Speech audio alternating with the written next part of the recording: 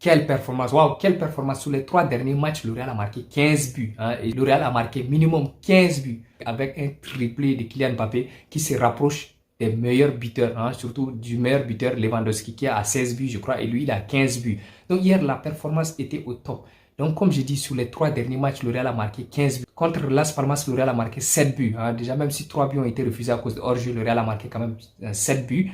Contre Salzbourg, en Ligue des Champions, c'était 5-1. Le score était 5-1. Et hier, c'était encore 3 buts. Donc, ça fait normalement une moyenne de 5 buts par match, malgré leur défaite, hein, leur lourde défaite que les Madrilènes n'ont pas digéré ça ou oublié ça. Ils ont quand même su assurer la performance devant. La seule chose, c'est toujours à la défense. Hein. À chaque fois, le Real encaisse des buts.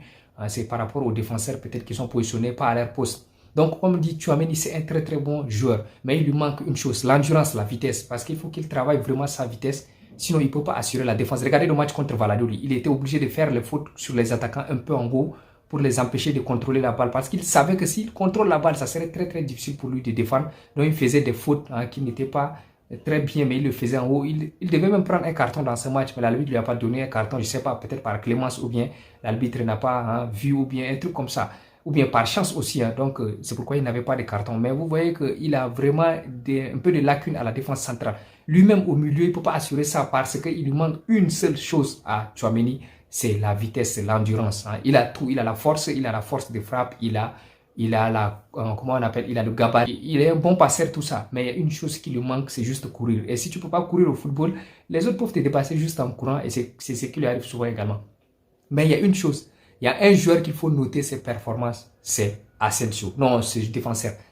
Il dégage même de l'assurance à la défense. Ce joueur est très, très motivé, très talentueux et c'est un très bon défenseur. La seule chose qu'on craint, c'est que peut-être qu'il se blesse, même si on ne lui souhaite pas. Mais sinon, c'est le meilleur défenseur que le Real puisse avoir en ce moment de blessure. Et vous voyez, même au poste de Carvajal, il assure ça très, très bien. Même si les joueurs l'ont dépassé, il revient grâce à sa vitesse seulement et sa performance, son mental, sa façon de jouer. Il arrive rapidement à récupérer la balle.